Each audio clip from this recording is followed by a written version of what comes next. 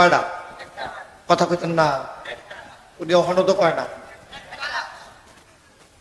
মরহুম মরহুম কথা কয় কয়টা?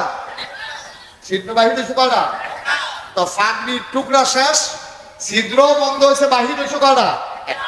আবু বকর সিদ্দিক চিন্তা করে অহন কিতা করো, সব গর্ত যে বন্ধ করলাম, একটা গর্ত যে এখন বাকি রইল, এটারে কি করব?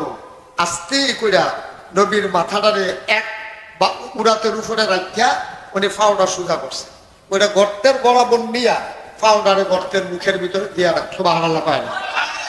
নবীজি তো ঘুমাইতে আছে। কতক্ষণ পরে আবু বকর সিদ্দিকের গাল বাইয়া বাইয়া টপ টপ করে পানি পড়তে আছে।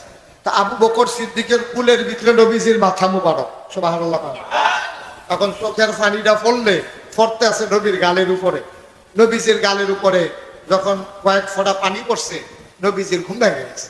নবীজিটাকে আলি, আবু বকর মন খারাপ না? বাড়ি থেকে চলে আসছো, কাউরে আনতে পারো নাই, ব্যবসা পরে আছে, খুব মন খারাপ? আবু বকর সিদ্দিক চোখের পানি ছেড়ে দিলেন। সুবহানাল্লাহ বলবেন না? আবু বকর সিদ্দিক ডাক দিয়া কয়, ইয়া রাসূলুল্লাহ, ইয়া হাবিবাল্লাহ, আপনার কথা শুনে দেবদেবীর মুখে লাথি মেরে বাপ দাদার ধর্ম ছেড়ে দিয়ে আপনার কথা মতো এক আল্লাহ মেনে নিলাম। আপনি নবী আমার সাথে, আমি বাড়ির কথা মনে করব আর মনে মনে করে কানব, এটা আপনি মনে করলেন কেমনে? আল্লাহর নবী ডাক দিয়া কয়, আবু বকর রে, ও আবু বকর, আইলে কেন কান্দ আমার কাছে বলো। আবু বকর সিদ্দিক ডাক দিয়া কয়, নবী গো, আপনি যখন ঘুমিয়ে পড়েছেন সবগুলা গর্ত আমি বন্ধ করেছি পাগড়ির টুকরা কাপড় দিয়া। একটা গর্ত খোলা ছিল, কাপড় নাই, আমি পা দিয়া গর্ত বন্ধ করে নিয়েছিলাম। বিষাক্ত একটা সাপ বের হওয়ার জন্য ছটফট করতে শুরু করলো। আমি পা বের করি না, পা নামাই না, সাপটা আমার পায়ের ভিতরে ধ্বংসন করলো, বিষে পুরো শরীরটা আমার ছেয়ে গেল, চিৎকার করে কাঁদতেও পারি না। আপনার যদি ঘুম ভেঙে যায়, আমি এই জন্য আওয়াজ করে কাঁদিও না। সুবহানাল্লাহ কয় না? আমি আলুমেলু হয়ে গেছে না?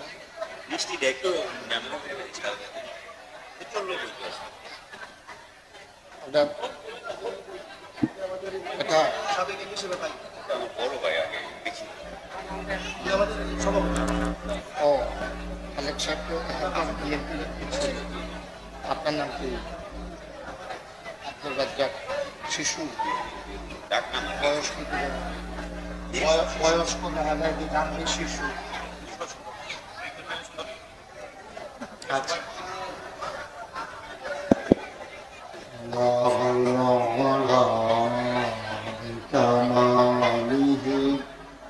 كشف الدجى بجماله حسنت جميع خصاله صلوا عليه।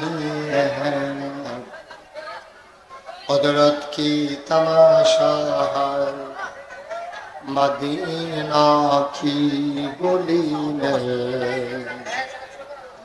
جنت کی نمونہ ہے مدینہ کی گلی میں، بلغ العلا بکمالہ کشف الدجى بجمالہ حسنت جميع خصاله صلوا عليه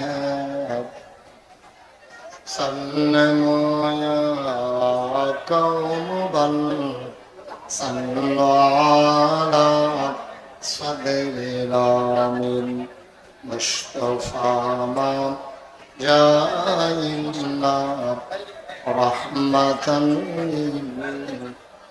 اللهم صل وسلم وبارك عليه. لا إله إلا الله، لا إله إلا الله، لا إله إلا الله، لا إله ইল্লাল্লাহ লা ইলাহা ইল্লাল্লাহ লা ইলাহা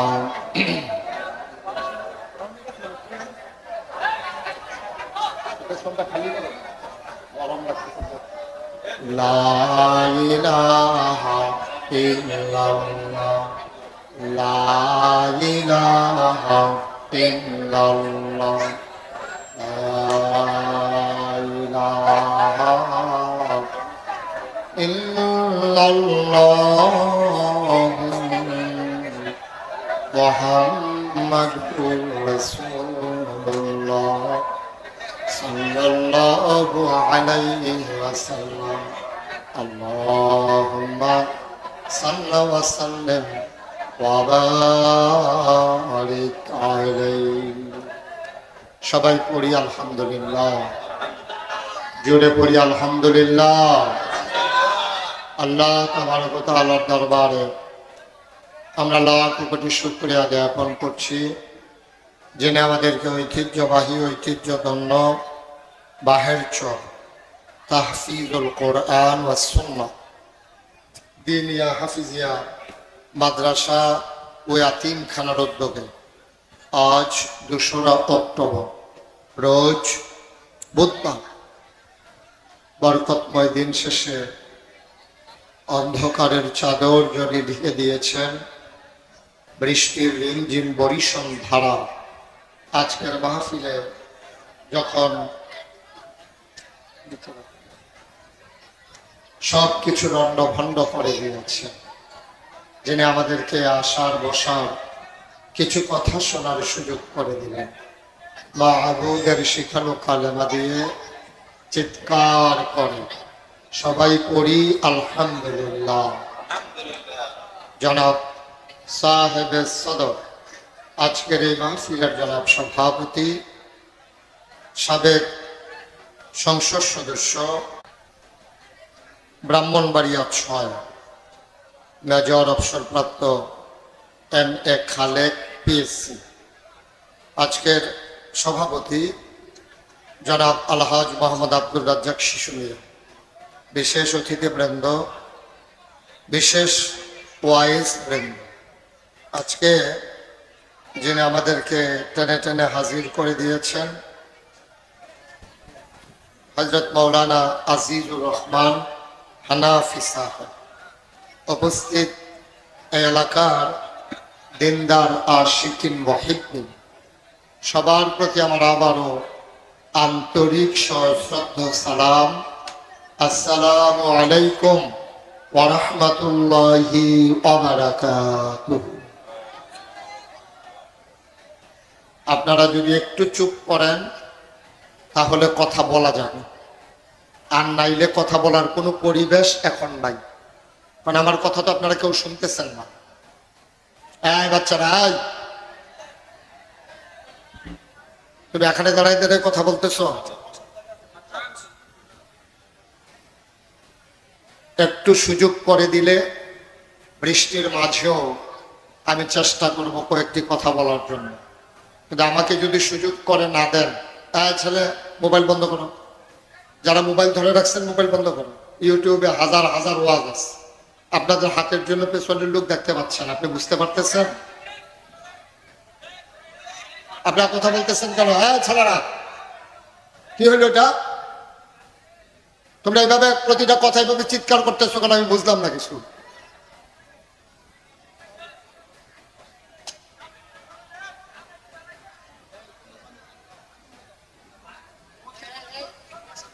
এখানে বসো, সামনে বাসের ভিতরে যারা আছে সবাই বসো।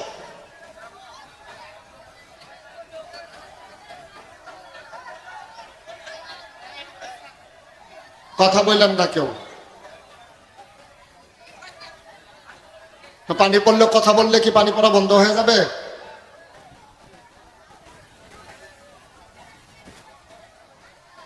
একটু সুযোগ দিতে হবে, যেহেতু আল্লাহ বৃষ্টি দিয়েছেন, এর ভিতরে নিশ্চয়ই আল্লাহ কোনো রহমত রেখেছেন, সুতরাং একবারে পিন পতন আহা।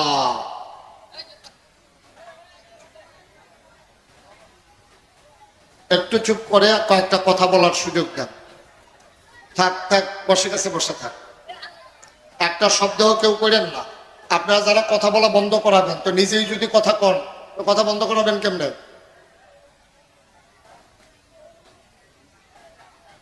সবাই পড়েন আলহামদুলিল্লাহ, জোরে, আরো জোরে। বন্ধুগণ, আল্লাহ তাবারক ওয়া তাআলা এই দুনিয়ার ভিতরে মানুষ করে বানানোর পরে ইকোটা বন্ধ করে দাও, আমাদেরকে এমনি এমনি ছেড়ে দেন ভাই। কোন পথে গেলে জান্নাত, কোন পথে গেলে জাহান্নাম, কোন পথে লাভ আর কোন পথে লোকসান। তোমরা খাওয়া বন্ধ করো, হ্যাঁ ছেলেরা, তোমরা খাওয়ার জায়গাটা।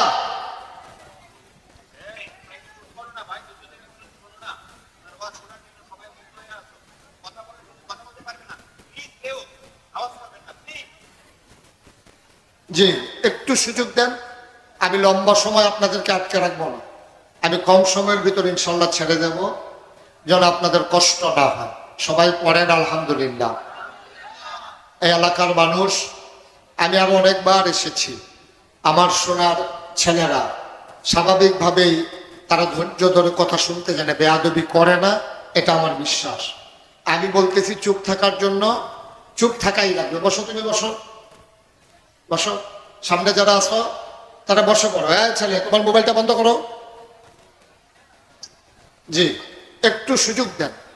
যেহেতু আমরা, আপনারা কষ্ট পাচ্ছেন আমি দেখতে পাচ্ছি, এই বৃষ্টির মাঝেও যেহেতু আবেগ নিয়ে ভালোবাসা নিয়ে এসেছেন, তাইলে এত কষ্ট করে আসলেনই যখন, আমি যদি কথা বলতে না পারি তা আপনার আশাটা তো ফাও গেল, কোনো লাভ তো হইল না। বলেন সুবহানাল্লাহ, জুড়ে বলেন, আর জুড়ে বলেন আলহামদুলিল্লাহ, বলেন আল্লাহু আকবার।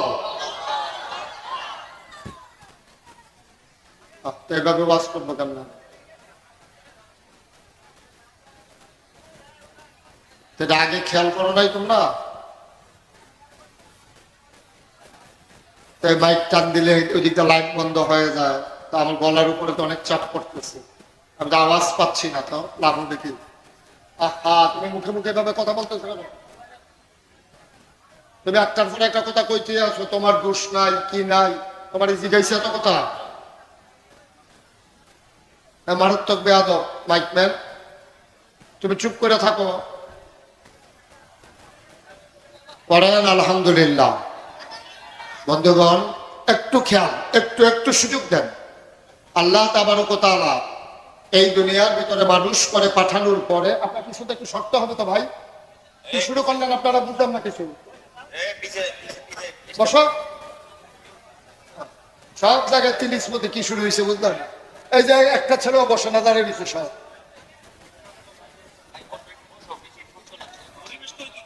পরিবেশ না দিলে কথা বলা যাবে এটা? এরপরেও বসে না ছেলেটা।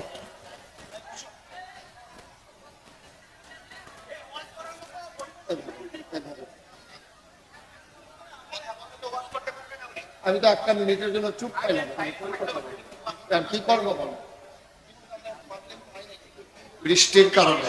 হ্যাঁ হ্যাঁ, এটা এটা আপনাদের দোষ না, এটা বৃষ্টি না হলে সবাই বসে যেতে পারতো। এখন আপনারা যদি কথা বলেন তো বৃষ্টির পানি তো আর কম পড়বে না, বরঞ্চ এদিকে ওই যে ছেলেটা কথা বলতেছে, এই যে আপনার পেছনে, এই যে হলুদ গেঞ্জি, এখনো কথা বললো সে। আপনারা নিজেরা তাকাই রয়েছেন, একজনও বলেন না যে কথা বলা যাবে না। কেমনে মাহফিল করা যাবে? একটু সুযোগটা আমাকে দিতে হবে ভাই। সবাই পড়েন আলহামদুলিল্লাহ। আমরা কেউ কথা বলবো না ইনশাআল্লাহ। সবাই পড়েন ইনশাআল্লাহ। সবাই আমরা কোরআনে ঢোকার আগে মারদুদ শয়তান থেকে ফেরা আছে, যিনি রহমান যিনি রাহিম, তার নামে চলুন শুরু করি। সবাই পড়েন। আউযু বিল্লাহি মিনাশ শাইতানির রাজীম। বিসমিল্লাহির রাহমানির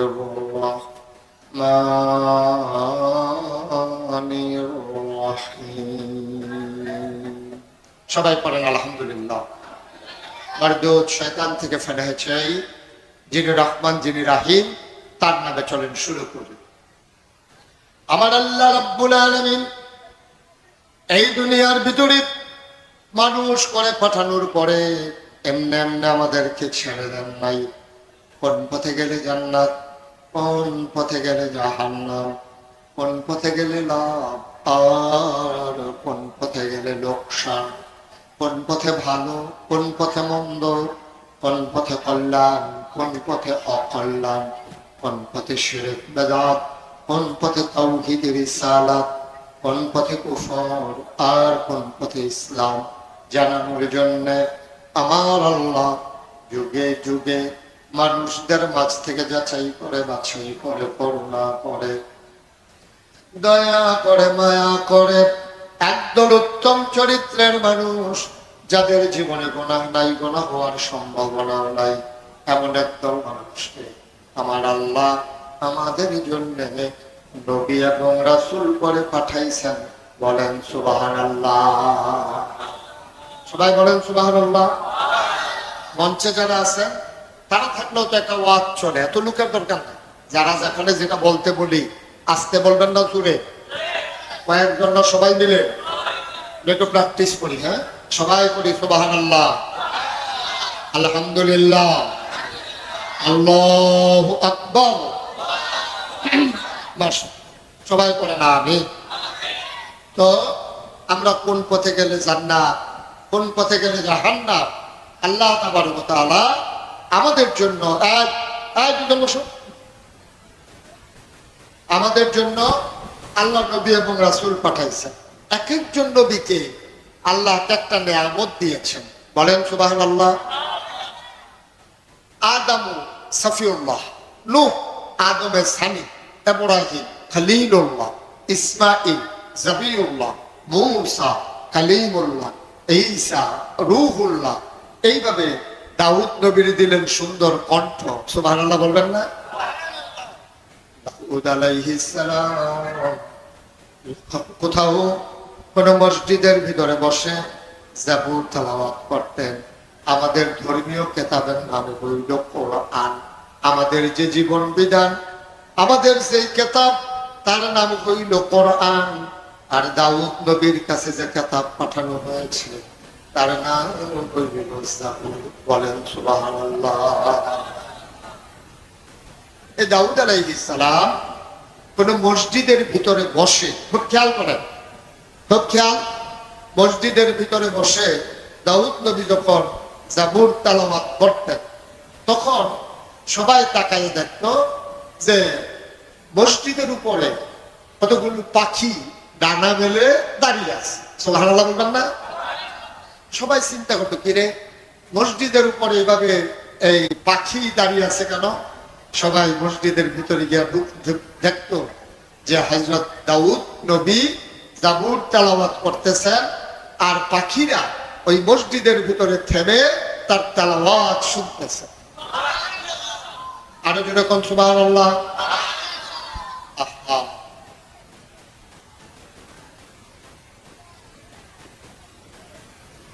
জি, এইভাবে দাউদ নবী যখন সমুদ্রের কিনারে গিয়া, খুব খেয়াল, সমুদ্রের কিনারে গিয়া, আমার দিকে শুধু খেয়াল থাকেন, এবার চাপো শুধু আমার দিকে তাকাই থাকো, তাইলে মনোযোগ এদিকে থাকে।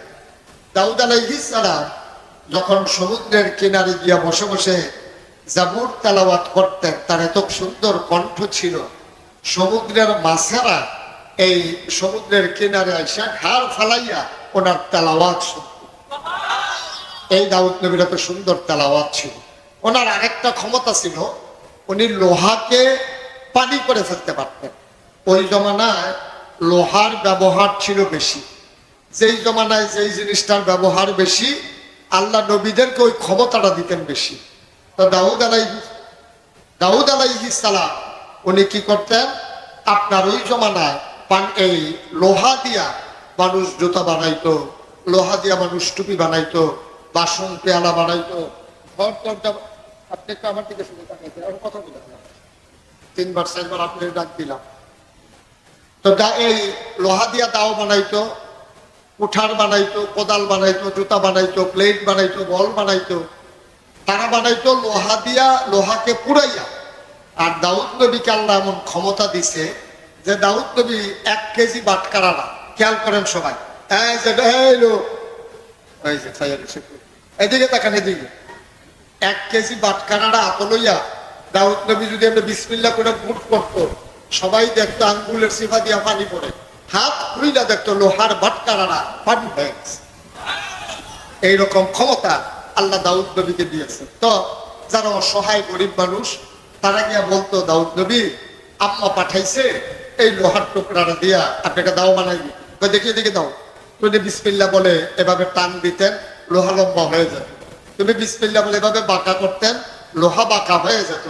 তিনি বাচ্চাদেরকে বলতেন, এই নাও তোমাদের দাও হয়ে গেছে, আসাল লাগাইয়া বাড়িতে গিয়া পুবাও দিয়া। সুবহানাল্লাহ বলতেন না? এইভাবে ওনার এত ক্ষমতা ছিল।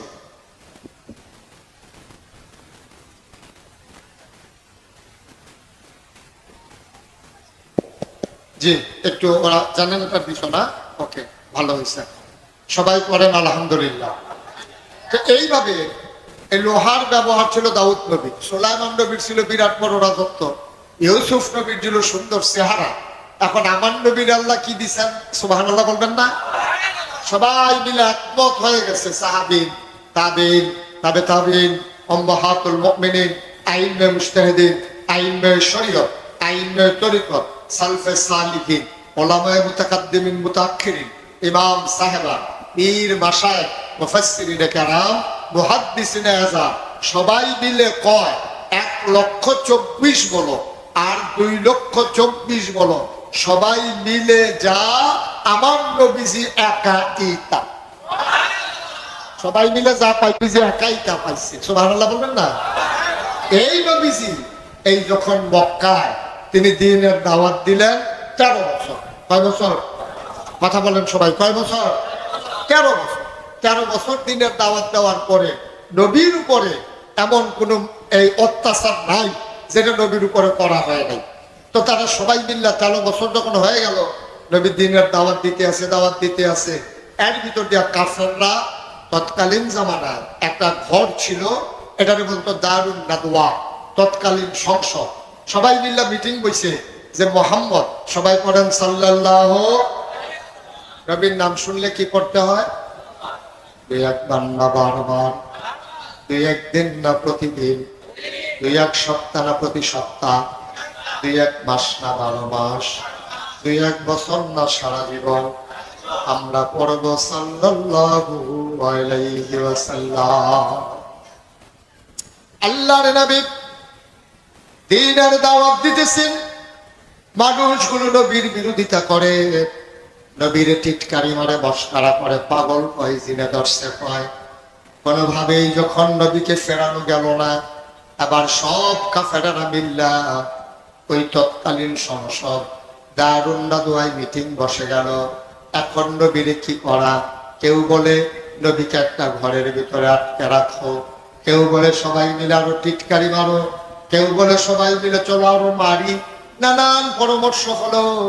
এমন সময় ঘরটার ভিতরে একজন লোক ঢুকলো, দাড়িগুলো তার লম্বা, চুলগুলো তার সাদা, লম্বা পাঞ্জাবি পরে ঢুকলো। এসে বলতেছে, ভাই আমি জানতে চাই তোমরা মুহাম্মদের ব্যাপারে কি সিদ্ধান্ত নিয়েছো? এক একজন এক এক কথা কয়। পুরো মানুষটা, কেউ মানুষটারে চিনে না, মানুষটাও কারো মত সমর্থন করে না। এবার আবু জেহেল দাঁড়ায় কয়, চলো আমরা সবাই মিলে মুহাম্মদকে হত্যা করে ফেলি। পুরো মানুষটা কয়, এইটাই ভালো সিদ্ধান্ত।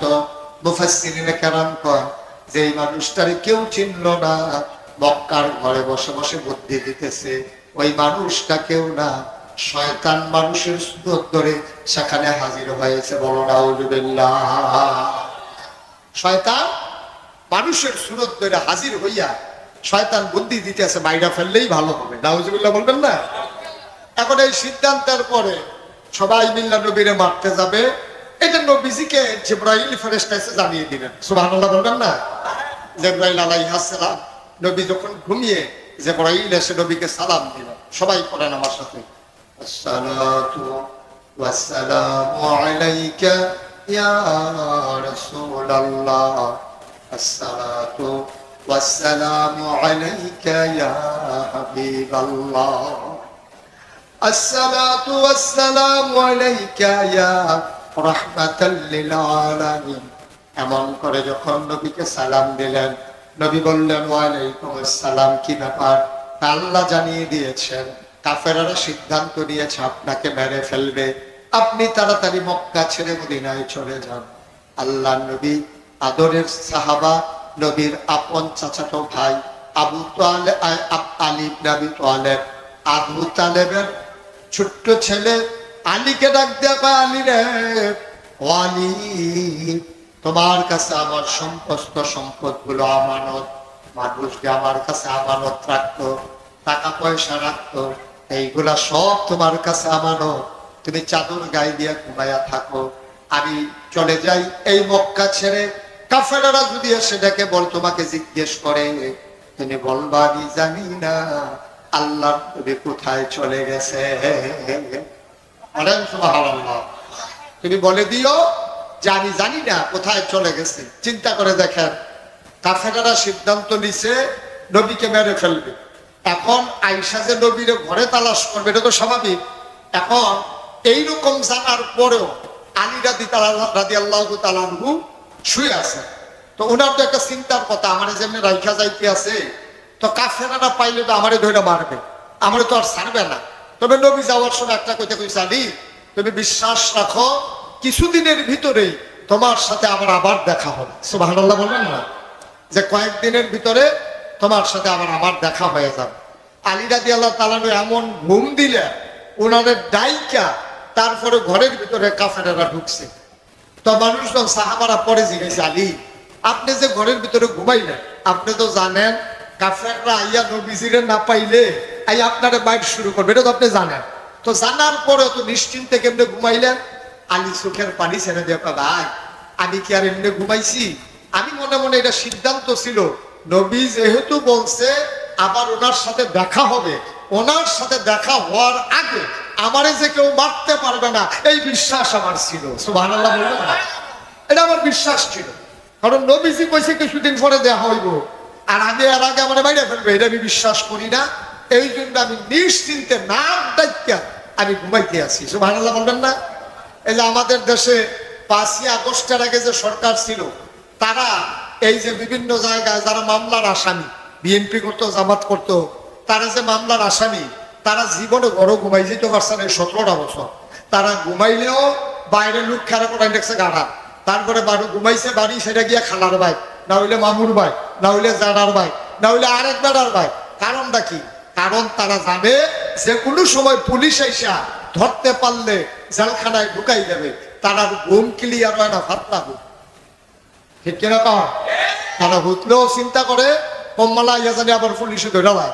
ঘুমাইলেও হেই ঘুম হয় না, একবারে ফাতলা হালকা, কাছের ফাতাটা পড়লে এবার ভাল দিয়ে উঠে বেডিতে কইছে অন্য কিছু না, ফাতা পড়ছে আপনি আবার ঘুমাইতে। হ্যাঁ, এমনি কইরাও তারা ঘুমাইতে পারছে না। আর আলী এমনি ঘুমা, এটার নাম হইল ইমান। সুবহানাল্লাহ বলবেন না, এটার নাম হইল বিশ্বাস, এটার নাম হইল বিশ্বাস। সুবহানাল্লাহ যেরকম সুবহানাল্লাহ। আবার নবীজি তো ঘর থেকে বের হয়ে গেছে, কাফেরদের চোখের সামনে দিয়ে বাড়িছে। আবু বকর সিদ্দিক নবীর লোকে, আবু বকর সিদ্দিকে কয়, ইয়া রাসূলুল্লাহ, এই যে আবু জেহেলের বাড়ির সামনে দিয়ে আমরা যাইতে আছি, হেও তো পাহারা দিতে আছে। এখন আবু জেহেলের সামনে দিয়ে যাইতাম, নইলে আমরা তো ধরা ফরম ছাড়া উপায় নাই। নবীজি কয় টেনশন করো না, কই ইয়া রাসূলুল্লাহ দাঁড়াই ছোট গাড়া, কই চিন্তার দরকার নাই। বাড়ির গাড়া দিয়া নবীজি আবু বকর লইয়া যাইতে আছে। পরে আবু জেহেলের বাড়ি জিজ্ঞাসা, ও শুনলাম যে আপনারা বাড়ির গাড়া দিয়ে দিলে গেছে, কই আসছে? আমি কি পুরা গাড়াত খেরা ওহেন দিয়া গেছে, টের তো পাইছি না। সুবহানাল্লাহ বলেন না। নবীজি আবার ডাক দেওয়া কইছিল, আবু বকর চিন্তা করো না, তুমি মনে করতে আছো আবু জেহেল আপনারে দেখ খেলাইবো? আল্লাহ আপনার রহমতের চাদর দিয়া ঘুরে রাখছে, এবার আর সামনে দিয়ে আমরা যাইম, এবারে দেখতো না। সুবহানাল্লাহ বলেন না। হইছেও তাই, হইছেও তাই। উনি হাইটা গেলেন, দেখলেন না। সুবহানাল্লাহ বলবেন না। দেখেন, আমরাও নবীরে ভালোবাসি, তারাও নবীরে ভালোবাসছে। আবু বকর সিদ্দিকরে নিয়া মদিনায় চলে যাবে, গুহার ভিতরে গিয়ে ঢুকছে। গুহার ভিতরে ঢোকার পরে নবীজির খুব তন্দ্রা, ঘুম ঘুম ভাব চলে আসছে। নবীজি আবু বকরকে বলতেছে, আবু বকর একটু বিশ্রাম নেওয়া দরকার, মনে হয় একটু ঘুমিয়ে যাব। আবু বকর বললেন, ইয়া রাসূলুল্লাহ চিন্তার দরকার নাই, আমি আসন পেতে বসি, আপনি আমার কুলের ভিতরে মাথা রাখলেন। সুবহানাল্লাহ বলবেন না।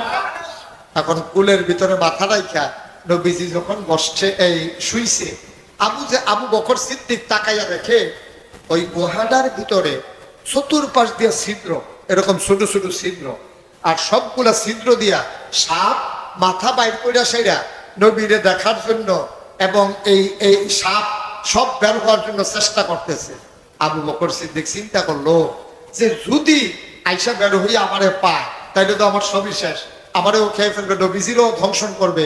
আবু বকর সিদ্দিক ওনার মাথায় পাগড়িটা খুলছে, খুললা ছোট ছোট করে টুকরা টুকরা বানাইছে সিরা, সবগুলা গর্তের ভিতরে এক টুকরা এক টুকরা এক টুকরা করে কাপড় দিছে। দেওয়ার পরে সব গর্ত বন্ধ হয়েছে, গর্ত বাকি রয়েছে এক।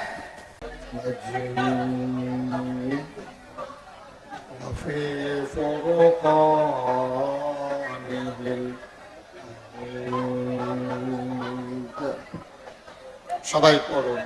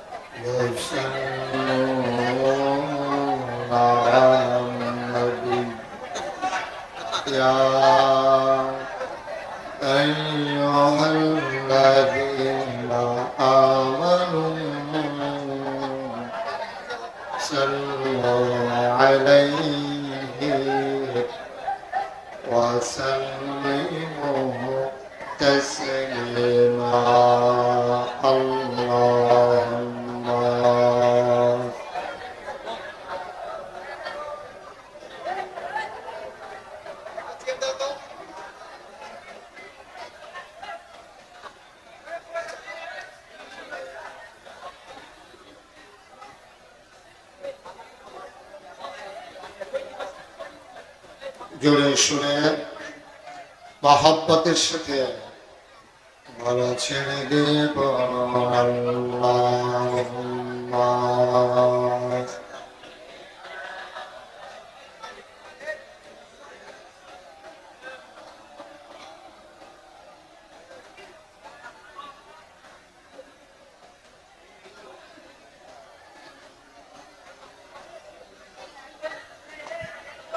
জোরে জোরে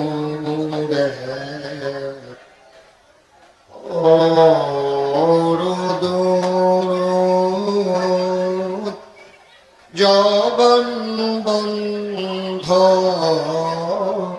রেখো না